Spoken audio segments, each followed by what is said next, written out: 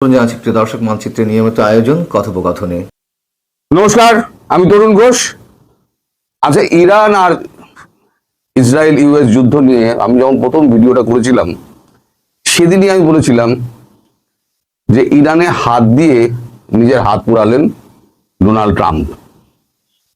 যেটুকু বাকি ছিল ট্যারিফের পর সেটুকু করে নিজের হাত পোড়ালেন। তারপরের ভিডিওয় বলেছিলাম যে সিংহের ঘুমন্ত সিংহের নাকে সুরসুরি দিস না ভাই, আমার ভিডিও সাক্ষী আছে। এখন ডোনাল্ড ট্রাম্পের যা অবস্থা, ডোনাল্ড ট্রাম্প এখন আপনাদের ভাষায় চিপায় পড়ে গেছে। এখন বিভিন্নভাবে তিনি নেগোসিয়েশনের চেষ্টা করছেন, যুদ্ধ বিরতির প্রস্তাব দিচ্ছেন। ইরান সরাসরি নাকচ করে দিয়েছে, যুদ্ধ বিরতি হবে না। সমঝোতার চেষ্টা করছেন, সমঝোতা বলেছে হবে না। তাহলে একমাত্র যুদ্ধ চালিয়ে যাওয়া। এখন ট্রাম্প বিভিন্ন রকমের কথা বলছিলেন। আগে তো বলেছিলেন কি যে আমরা উই আর সেন্ডিং হেল্প। যখন সেই রাস্তায় নেমেছিল মূল্য বৃদ্ধি নিয়ে, যখন পাবলিক যখন রাস্তা দখল করে নিয়েছিল, তখন তারা চেয়েছিল ইরানের আমেরিকার প্রেসিডেন্ট ডোনাল্ড ট্রাম্প তিনি সাহায্যের হাত বাড়িয়ে দিন। তখন ট্রাম্প কিন্তু চুক্তি সয়ানে ছিলেন। তিনি একটা ওই যেমন সোশ্যাল মিডিয়ায় একটা পোস্ট করা হয়, তিনি একটা পোস্ট করে দিয়েছিলেন we are sending help. Say help কিন্তু গিয়ে পৌঁছায়নি। তারপর থেকে সাধারণ মানুষ যারা আছে তারা ডোনাল্ড ট্রাম্পকে আর বিশ্বাস করতে চাইছে না। ফলে এখন ডোনাল্ড ট্রাম্প যতই বলুন যে আপনারা রাস্তায় নেবে, ক্ষমতা দখল করে নিন, আমি সমস্ত রেজিম চেঞ্জ করে দেবো, কাউকে দেখেছেন ক্ষমতা নেওয়ার জন্য রাস্তায় নামতে? সব এখন বলেছিলাম না, যখন বহিঃশত্রু যখন আক্রমণ করবে তখন সব একসঙ্গে হয়ে যাবে। আমার কথা মিলল কিনা? সব দেখুন একসঙ্গে হয়ে গিয়েছে, সব এখন সরকারের পেছনে, আইআরজিসির পেছনে দাঁড়িয়ে গেছে। এখন ডোনাল্ড ট্রাম্প পড়ে গেছে চিপায়। এখন ডোনাল্ড ট্রাম্প বলছেন 4 সপ্তাহ যুদ্ধ লেগে যাবে থামাতে গেলে। এখন কথার কথা 4 সপ্তাহ, এটা আমার যেটা মনে হচ্ছে সেটা একটা লম্বা যুদ্ধ চলবে। আর এই যুদ্ধের পরিণতি কি হবে? ওই ইউক্রেন আর রাশিয়ার মতো। ইউক্রেন আর রাশিয়াকে উনি ফাঁসিয়েছিলেন, এবার নিজে ফাঁসলেন। বলে না অতি চালাকের গলায় দড়ি, এখন ট্রাম্পের গলায় দড়ি পড়েছে। ট্রাম্প এখন হিচকাচ্ছেন। ট্রাম্পের এই যে এডি সিস্টেমের যে মিসাইলগুলো আছে, ট্রাম্পের দেশে তৈরি করার ক্ষমতা, আমেরিকার তৈরি করার ক্ষমতা প্রতিদিন 100 মিসাইল, ইন্টারসেপ্ট মিসাইল যেগুলো 100। আর এখানে কতগুলো দেশ রয়েছে? পুরো একেবারে মধ্যপ্রাচ্যের এতগুলো দেশ রয়েছে। এখন হচ্ছে কি, ইরান এবার করেছে কি, বুদ্ধি করে ইরান ইকোনমিটাকে ধ্বংস করতে চাইছে। আরামকোতে মেরেছে, বড় বড় যেগুলো লাক্সারি হোটেল রয়েছে সেগুলোতে মেরেছে, তারপরে আপনার যেগুলো আপনার ঘোরার জায়গা আছে সেইগুলো সমস্ত ধ্বংস করে দিয়েছে। প্লাস নেতানিয়াহু দপ্তরে মেরেছে, দপ্তরে মেরে দেখিয়ে দিয়েছে যে দপ্তরও তোমার নয়, সুরক্ষিত নয়। সিআইএ হেডকোয়ার্টারে মেরে দিয়েছে। করছে কি, ধরুন 100টা সাদা ড্রোন, ওদের নামটা হচ্ছে সাদা ড্রোন 100টা পাঠাচ্ছে, তার সঙ্গে 2টো মিসাইল পাঠিয়ে দিচ্ছে। এবার এডি সিস্টেম যেটা আছে, সে এডি সিস্টেম দেখছে যে এতগুলো আসছে, তার মধ্যে কোনটা ড্রোন আর কোনটা মিসাইল ও তো বুঝতে পারছে না। ও যন্ত্র ও দমদাম করে চালিয়ে যাচ্ছে। 100টার মধ্যে 95টা আটকে গেল একটা দুটো ড্রোন, অথবা একটা ড্রোন একটা মিসাইল গিয়ে পড়লো এর ওপরে, মানে লক্ষ্যবস্তুতে। তার মানে কোনোভাবেই কিন্তু মানে পারছে না। আর দ্বিতীয় হচ্ছে এই সাদার যে ড্রোন, এই ড্রোনটা আমাদের ইরান তৈরি করে নিজস্ব প্রযুক্তিতে, পুরোটা ইন্ডিজিনিয়াস। এই ড্রোন ওরা প্রতি মাসে 100 করে বানায়, প্রতি মাসে। এটা কম বেশি হতে পারে, আমি ভুলও বলতে পারি, এটা এর বেশিও শুনেছি, বেশি হয়, আমি কম করে বললাম। 100টা করে ড্রোন বানায় প্রতিদিন 100টা করে বানায়, প্রতিদিন 100টা করে বানায়। তাহলে মাসে হচ্ছে 3000 ড্রোন, তাই তো হয় নাকি 30,000 ড্রোন হয়? তো যাই হোক, ও গুণ করে নেবেন যতগুলো হয়। এবার এই ড্রোনের খরচা হচ্ছে $20,000। আর যেটা অ্যান্টিসিপেটরি যে আপনার মিসাইল যেটা আছে, যেটা এডি সিস্টেমে বসানো আছে, অ্যান্টিসেপ্ট করে যেটা, সেটা তৈরি করতে $4 বিলিয়ন খরচা পড়ে। তার মানে এবারেতে একটা $20,000 একটা ড্রোনকে মারতে গিয়ে $4 বিলিয়ন একটা মিসাইল ব্যবহার করতে হচ্ছে। সেক্ষেত্রে কিন্তু অর্থনীতির আমেরিকার সর্বনাশ হচ্ছে। কারণ প্রথমেই বলা হয়েছিল আমি আপনাদের সামরিক অস্ত্র দেবো, এবার সবাই বলছে আর তো 4 দিনের আমাদের বাকি রয়েছে, আমাদের অস্ত্র দাও। এবার এতগুলো দেশ তাদেরকে অস্ত্র দেবে কোত্থেকে? তার মধ্যে এসে পৌঁছেছে আবার এখানে গ্রিস, ওদিকে আজারবাইজান, এদিকে টার্কি। যদিও টার্কি বলছে যে আমাদের দিকে পাঠায়নি, টার্কির আগেই ওটা ধ্বংস হয়ে গেছে। তাহলে ধ্বংসটা টার্কি করলো কেন? টার্কিকেই যদি না পাঠায় তাহলে টার্কি কেন ওটাকে ভূপাতিত করলো? প্রশ্ন অনেক রয়েছে। এখন ধীরে ধীরে যুদ্ধ ব্যাপ্তি পাচ্ছে। আমি সকালবেলা একটা খবর করেছিলাম, সেখানে আমি বলেছিলাম যে আমাদের এখানে বিরোধীরা প্রশ্ন তুলছেন যে ভারত কেন, মোদী কেন চুপ করে বসে আছেন, মোদী কোনো উত্তর দিচ্ছেন না, তাহলে মোদী কি ওয়াশিংটন আর তেল আবিবের কাছে বিক্রি হয়ে গেছেন? কিন্তু এটা বিক্রি হওয়ার ব্যাপার না। এই যে 5টা দিন মোদী কিন্তু ভেতরে ভেতরে তৈরি হয়েছেন। এখানে কিন্তু অনেক পক্ষ রয়েছে, অনেক পক্ষ জড়িয়ে রয়েছে এখানে। আমি প্রথমেই বলেছিলাম রাশিয়া, ইরান কিন্তু একা নয়, পেছনে আছে রাশিয়া এবং চীন, মেঘের আড়ালে রয়েছে ভারত। তো যাই হোক, আজকে জয়শঙ্কর অফিসিয়ালি ফোন করেছেন আরাগাছিকে ফোন করেছেন। আমি সব দেখাচ্ছি আপনাকে। Foreign secretary Vikram Misri signed the condolence book at Iran embassy in New Delhi, and External Affairs Minister Joy Shankar held talk with Iranian counterpart আরাগাছি। এবার দেখুন, এই হচ্ছে বিক্রম মিশ্রি, ওপরে দেখুন আমাদের এর ছবি, ধর্মীয় নেতার ছবি, যিনি মারা গেছেন, খামেনেই, শোক বার্তায় সই করছেন। আর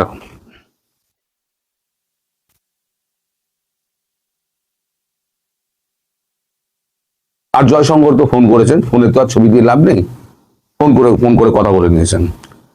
এখন ভারতের দুশ্চিন্তা কি? ভারতের দুশ্চিন্তা হলো, আমি যেটা সকালবেলা খবরের কাগজে আমরা দেখিয়েছি, সেটা হচ্ছে তেল যেটা আসছে না, সেটা হচ্ছে আপনার ওই হরমুজ প্রণালী থেকে। হরমুজ প্রণালী পুরো বন্ধ করে দিয়েছে। হরমুজ প্রণালীর উপরে পুরোটাই হচ্ছে গিয়ে ইরানের কবজায়। হরমুজ প্রণালী কতটা, এটা আমি গুগল থেকে বার করেছি। দ্য স্ট্রেট অফ হরমুজ প্রণালী ইজ অ্যাবাউট 104 মাইল, অর্থাৎ 90 নটিক্যাল মাইল। কিলোমিটারে যদি আপনি হিসেব করেন তাহলে 167 কিলোমিটার। এটা হচ্ছে লম্বায়। আর উইথ ওয়েট আপনার চওড়ায় ভেরি ভেরি ভেরি ভেরি মানে ভ্যারি করছে, কখনো সরু আছে, কখনো চওড়া হয়েছে। From about 60 mile to 24 mile, তার মানে 52 নটিক্যাল মাইল থেকে 21 নটিক্যাল মাইল পর্যন্ত বিস্তৃত। তার মানে আপনি যদি সমুদ্রের জলের হিসেব করেন, সমুদ্র পথের হিসেব করেন, তাহলে 90 নটিক্যাল মাইল লম্বা, আর 21 নটিক্যাল মাইল থেকে 39 নটিক্যাল মাইল অব্দি চওড়া। কখনো চওড়া বেশি হয়েছে, কখনো চওড়া কম হয়েছে। এই হচ্ছে, এটা হচ্ছে গুগল থেকে যেটা আমি বার করেছি, আপনাদের আমি দেখিয়ে দিলাম। এখানে পুরোটা লেখা আছে, পজ করে দেখে নিতে পারেন আপনারা। আর এটা হচ্ছে হরমুজ প্রণালী। এই যে কোনা অংশটা দেখছেন, এই যে এখান থেকে গিয়ে এই যে কোনা অংশটা, এইটা হচ্ছে হরমুজ প্রণালীর, এটা হচ্ছে মেন অংশ এই হরমুজ প্রণালী। আপনি যদি এবার এটাকে জুম করেন তাহলে দেখবেন এখানে এই যে সমস্ত দেশগুলো রয়েছে সব কটা হচ্ছে আরব কান্ট্রি। এদের যদি বেরোতে হয় তাহলে একমাত্র এই হরমুজ প্রণালী ছাড়া, এই যে স্ট্রেট অফ হরমুজ এখানে লেখা আছে দেখুন, স্ট্রেট অফ হরমুজ ছাড়া এদের বেরোবার কিন্তু কোনো রাস্তা নেই। সব এখান থেকে ঢুকবে, এখান থেকে বেরোবে। এই যে বাঁদিকে যেটা আছে সেটা হচ্ছে ইডেন আপনার ইডেন উপসাগরে সব এখন জাহাজগুলো লম্বা লাইন দিয়ে রয়েছে। এখন ইরান বলেছে শুধু রাশিয়া এবং চীনের জাহাজ যাবে। ভারতের জাহাজ একটা আসছিল, ভারতের জাহাজের উপরে একটা মিসাইল পড়াতে ভারতের জাহাজ ক্ষতিগ্রস্ত হয়েছিল। তারপরেতে আরাগাছি নিজেই ফোন করে বলেন আমরা দুঃখিত, ভারতের জাহাজ আমরা বুঝতে পারিনি, আমরা দুঃখিত, আপনারা আর কোনো জাহাজ পাঠাবেন না। এই যে ভারতবর্ষকে হুঁশিয়ার দিল আর কোনো জাহাজ পাঠাবেন না, তখনই তো ভারতবর্ষ বুঝে গেল যে ইরান আর ভারতের পাশে থাকছে না, ফলে ইরানকে পাশে রাখতে হবে। তাই ইরানের পাশে এবার গিয়ে দাঁড়ালেন নরেন্দ্র মোদীর দূত এস জয়শঙ্কর। তিনি ফোন করলেন আরাগাছিকে, এবং বিক্রম মিস্ত্রি যিনি আমাদের বিদেশ সচিব, তিনি গিয়ে কন্ডোলেন্স পেতে বুকে তিনি সই করে এলেন। তারপরে কূটনৈতিক ইকুয়েশনটা কিন্তু 5 দিন ধরে হচ্ছে। এই 5 দিন ধরে যুদ্ধ চলেছে, এটা নেভার এন্ডিং যুদ্ধ চলবে এখন। তাহলে নেভার এন্ডিং যুদ্ধে তাহলে ভারতবর্ষ ভারতবর্ষ তাহলে এখন তেল আনবে কি করে? ভারতবর্ষের জনগণের স্বার্থ দেখতে গেলে ভারতবর্ষকে আগে মানে নিজেকে ঠিক রাখতে হবে। ভারতবর্ষ এমন একটা অবস্থা বেঁচেছে যাতে সাপও মরে লাঠিও না ভাঙে। ইসরায়েলের সঙ্গে সম্পর্ক রেখেছে, ইরানের সঙ্গে সম্পর্ক রেখেছে। আমেরিকা কি করছে আমেরিকা বুঝে নেবে। মোট কথা ডোনাল্ড ট্রাম্প ফেঁসে গেছে। ওই আপনাদের ভাষায় মাইনকার চিপায় পড়েছে ডোনাল্ড ট্রাম্প। এখন সেই চিপা থেকে কবে উনি বেরোতে পারবেন? লোককে খুব উনি তাতিয়ে বেড়ান, হ্যাঁ, একে এই বলছেন, ওকে ওই বলছেন, তাহলে তাই বলছেন, যা খুশি তাই বলে দেন।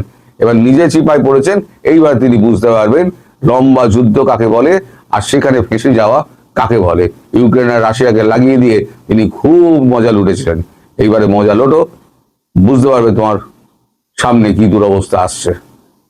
শ্যাম রাখি না কুল রাখি, ভাগের মা গঙ্গা পাবে না। 100টা করে মিসাইল তৈরি হবে, কাকে দেবে? ওই বললাম ভাগের মা গঙ্গা পাবে না। সব আকাশ দেখবেন এডি সিস্টেম থাকলেও আকাশে যত্রতত্র উড়ে বেড়াবে ওই মিসাইল, ইরানিয়ান মিসাইল, সমস্ত ধ্বংসযজ্ঞ চালাবে। কটা দিন ওয়েট করুন, দেখতে পাবেন আমি যেগুলো বলেছিলাম সেগুলো মিলছে কিনা।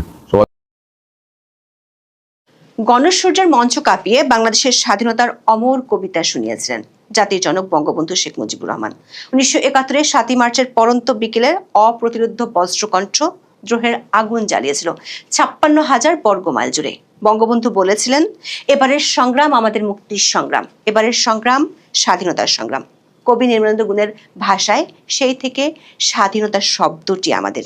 শুধু দেশেই নয়, বঙ্গবন্ধুর সেই অমর কবিতার পংক্তি থেকে স্বাধীন বাংলাদেশের বার্তা শুনেছিল গোটা বিশ্ব।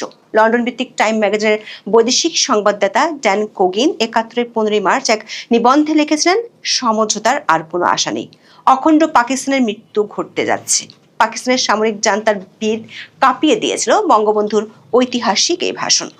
সরাসরি সম্প্রচারের উপর দেওয়া হয়েছিল নিষেধাজ্ঞা, তবে পাকিস্তান রেডিওর ঢাকা কেন্দ্রের বাঙালি কর্মীদের অপ্রতিরোধ্য সাহসের কাছে নতি স্বীকার করতে হয় ইয়াহিয়া সরকারকে।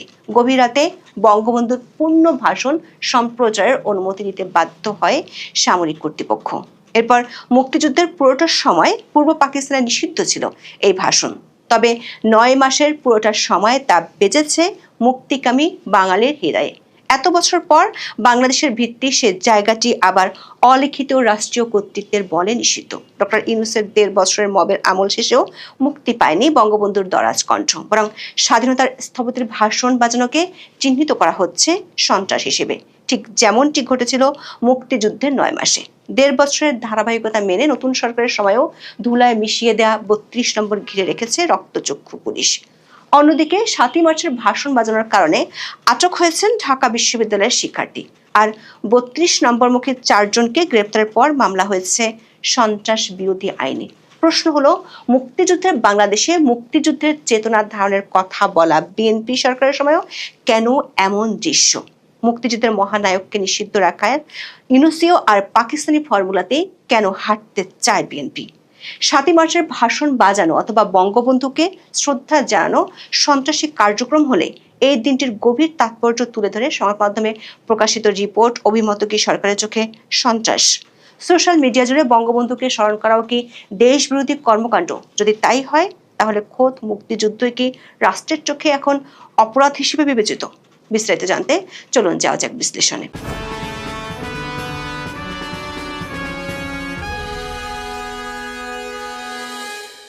বাঙালি জাতির মুক্তি সংগ্রাম হঠাৎ করে একদিনে শুরু যেমন হয়নি, তেমনি একদিনে শেষ হয়ে যায়নি। এই সংগ্রাম ছিল ধারাবাহিক। সেই ধারাবাহিক আন্দোলনের এক পর্যায়ে ৫৫ বছর আগে ১৯৭১ সালের ৭ই মার্চ বঙ্গবন্ধু শেখ মুজিবুর রহমান তার ভাষণে স্বাধীনতার সংগ্রামের ডাক দিয়েছিলেন। ৭ই মার্চের উত্তাল দিনটিতে তৎকালীন পূর্ব পাকিস্তানের রাজধানী ঢাকা ছিল মিছিলের শহর। ঢাকা সহ দেশের বিভিন্ন প্রান্ত থেকে দলে দলে মানুষ পায়ে হেঁটে, বাস, লঞ্চে কিংবা ট্রেনে চেপে রেসকোর্স ময়দানে সমবেত হয়েছিল। ধর্ম, বর্ণ, গোত্র নির্বিশেষে লাখ লাখ মানুষের সয়লাভ হয়ে গিয়েছিল বিশাল সে ময়দান। বঙ্গবন্ধুর ভাষণ শুনতে আসা মানুষের ভিড়ে সেদিন রেসকোর্স ময়দান রূপ নিয়েছিল জনসমুদ্রে। মুহুর্মুহু গর্জনে ফেটে পড়েছিল উত্থিত বাঁশের লাঠি হাতে সমবেত লাখ লাখ বিক্ষুব্ধ মানুষ। বাতাসে উঠছিল বাংলার মানচিত্র আঁকা লাল সূর্যের অসংখ্য পতাকা। বিকাল ৩:২০ সাদা পাজামা পাঞ্জাবি আর হাত কাটা কালো কোট পরে বঙ্গবন্ধু যান রেসকোর্সের মঞ্চে। জনতার স্রোতে দাঁড়ান মাইকের সামনে। আকাশ কাঁপানো স্লোগান আর মুহুর্মুহু করতালির মধ্যে হাত নেড়ে অভিনন্দন জানান অপেক্ষামান জনসমুদ্রের উদ্দেশ্যে। তারপর শুরু করেন তার ঐতিহাসিক ভাষণ। কবিতার পংক্তির উচ্চারণের মতো তিনি বলে চলেন, আর যদি একটা গুলি চলে, আর যদি আমার লোকের উপর হত্যা করা হয়, তোমাদের উপর কাছে আমার অনুরোধ হইল, প্রত্যেক ঘরে ঘরে দুর্গ গড়ে তোলো। তোমাদের যা কিছু আছে তাই নিয়ে শত্রুর মোকাবেলা করতে হবে এবং জীবনের তরে রাস্তাঘাট যা যা আছে সবকিছু আমি যদি হুকুম দেবার নাও পারি তোমরা বন্ধ করে দেবে। বঙ্গবন্ধু বললেন, তোমরা আমার ভাই, তোমরা বাড়াকে থাকো, কেউ তোমাদের কিছু বলবে না, কিন্তু আর আমার বুকের উপর গুলি চালাবার চেষ্টা করো না, ভালো হবে না। 7 কোটি মানুষকে তাবা রাখতে পারবো না। আমরা যখন মরতে শিখেছি তখন কেউ আমাদের দবাতে পারবে না। রেসকোর্স ময়দানের জনসমুদ্র তখন ছিল উত্তাল, যেন আরো কিছু শুনতে চায় জনতা। বঙ্গবন্ধু উচ্চারণ করলেন তার শেষ বক্তব্য। প্রত্যেক গ্রামে, প্রত্যেক মহল্লায়, প্রত্যেক ইউনিয়নে, প্রত্যেক সাব ডিভিশনে আওয়ামী লীগের নেতৃত্বে সংগ্রাম পরিষদ গড়ে তোলো এবং তোমাদের যা কিছু আছে তাই নিয়ে প্রস্তুত থাকো। মনে রাখবা, রক্ত যখন দিয়েছি রক্ত আরো দেব, এদেশের মানুষকে মুক্ত করে ছাড়বো ইনশাআল্লাহ। এবারে সংগ্রাম আমাদের মুক্তির সংগ্রাম, এবারে সংগ্রাম স্বাধীনতার সংগ্রাম। জয় বাংলা। বঙ্গবন্ধুর এই ভাষণটি ছিল মাত্র 19 মিনিটের। সেটি দিয়ে তিনি বাঙালি জাতিকে তুলে আনেন অবিশ্বাস্য এক উচ্চতায়। এতে সামরিক আইন প্রত্যাহার, সৈন্যবাহিনীর ব্যারাকের প্রত্যাবর্তন, শহীদদের জন্য ক্ষতিপূরণ ও জনপ্রতিনিধিদের কাছে ক্ষমতা হস্তান্তরের 4 দফা দাবি তুলে ধরেন তিনি। সামরিক আইন মার্শাল ল উদ্ধ করতে হবে, সমস্ত সামরিক বাহিনীর লোকদের ব্যারাকে ফেরত দিতে হবে, যেভাবে হত্যা করা হয়েছে তার তদন্ত করতে হবে, আর জনগণের প্রতিনিধির কাছে ক্ষমতা হস্তান্তর করতে হবে। মূলত বঙ্গবন্ধুর এই ভাষণের আহ্বানে মুক্তিযুদ্ধের প্রস্তুতি শুরু করে বাঙালি।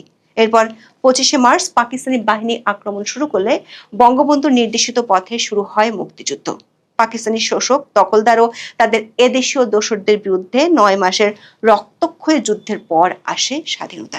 16 ডিসেম্বর অর্জিত হয় চূড়ান্ত বিজয়। অভ্যুদয় ঘটে বাংলাদেশ নামের একটি স্বাধীন সার্বভৌম রাষ্ট্রের। বঙ্গবন্ধুর এই অমর ভাষণকে 2017 সালের 30 অক্টোবর ইউনেস্কো ঐতিহাসিক দলিল হিসেবে স্বীকৃতি দেয়। বড় বিষয় হলো যুদ্ধ ও সামাজিক বিপর্যয় এবং সংরক্ষণের অভাবে বিশ্বজুড়ে ঝুঁকিতে থাকা নথিগুলোকে 20 বছর ধরে বিশ্ব প্রামাণ্য ঐতিহ্য হিসেবে স্বীকৃতি দিয়েছে ইউনেস্কো।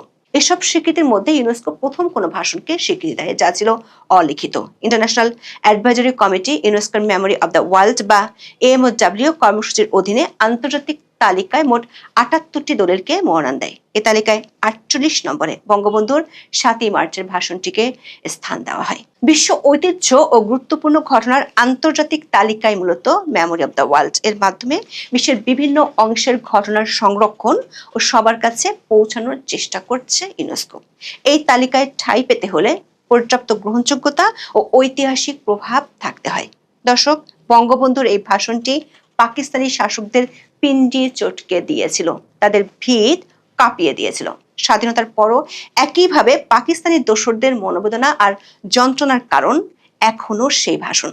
রেসকোর্স ময়দান থেকে বঙ্গবন্ধুর ভাষণ সরাসরি প্রচারের সব আয়োজন ছিল ঢাকা বেতার কর্তৃপক্ষের।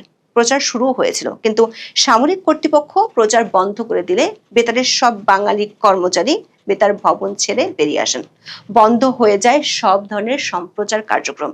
ঢাকার বাইরেও ছড়িয়ে পড়ে নানা গুজব। গভীর রাতে অবশ্য সামরিক কর্তৃপক্ষ বঙ্গবন্ধুর পূর্ণ ভাষণ সম্প্রচারের অনুমতি দিতে বাধ্য হয়। ওই ভাষণের পর গোটা বাংলাদেশে পাকিস্তানিদের পরিবর্তে বাঙালিদের নিয়ন্ত্রণ প্রতিষ্ঠিত হয়। অনেকে বিভিন্ন জায়গায় পূর্ব পাকিস্তানের শব্দ মুছে বাংলাদেশ লিখে দেন, যে ভাষণের মধ্য দিয়ে বাঙালির মুক্তির সংগ্রামের ভিত রচিত হয়েছিল।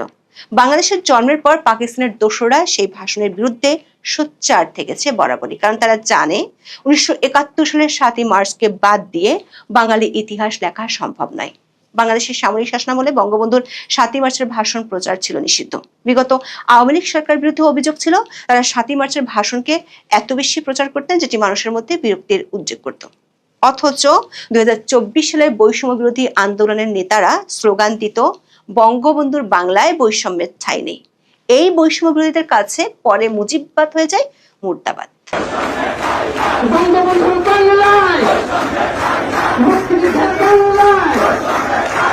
বাংলাদেশের ইতিহাস থেকে বঙ্গবন্ধু শেখ মুজিবুর রহমানকে মুছে ফেলতে তাদের অনেক চেষ্টা ছিল গত অন্তর্বর্তী সরকারের আমলে।